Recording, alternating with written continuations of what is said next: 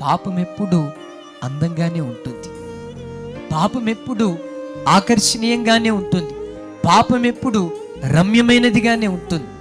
దాని బాధ ఎప్పుడు తెలుస్తుందో తెలుసా? దాని దగ్గరికి మనం వెళ్ళిన తర్వాత, దానిలోనికి వెళ్ళిన తర్వాత, అయ్యో నేను ఎందుకు ఈ పాపంలోనికి వచ్చానా, నేను ఎందుకు ఈ పాపం చేశానా, నాలాంటి వాడు ఎందుకు ఈ అపవిత్రమైన జీవితాన్ని జీవించాడా అని పాపంలోనికి వెళ్ళిన తర్వాత దాని జీవితం మనకు అర్థమవుతుంది.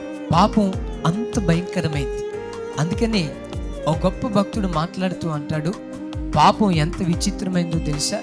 మొదట పాపం మనిషిని ఆకర్షిస్తుందంట, ఆ తర్వాత ఆనందాన్ని కలుగు చేస్తుంది, ఆ తర్వాత అంతులేని ఆవేదనను మిగులుస్తుంది.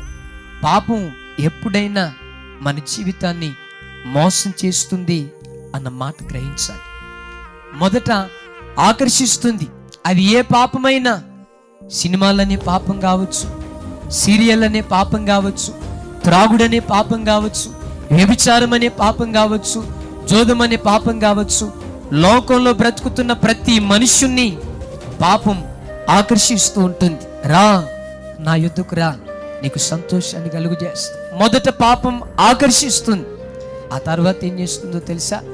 ఆనందాన్ని కలిగించినట్లుగానే ఉంటుంది, కానీ అంతులేని ఆవేదనను మిగులుస్తుంది.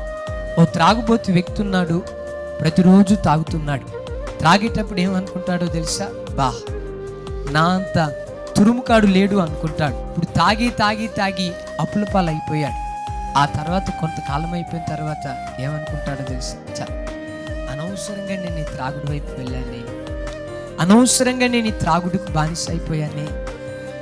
ఈరోజు వాక్యం వింటున్న దైవజనమా, శత్రువుగా పిలువబడుతున్న సాతాను నీ భక్తి జీవితాన్ని దోచుకెళ్ళాడేమో ఒకసారి ఆలోచించు.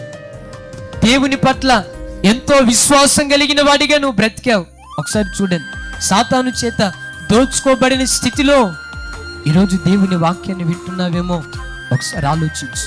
కారణం ఏంటో తెలుసా? లోతు తీసుకున్న ఆ తప్పుడు నిర్ణయమే తన బ్రతుకు మొత్తం దోచుకోబడ్డానికి కారణమైంది.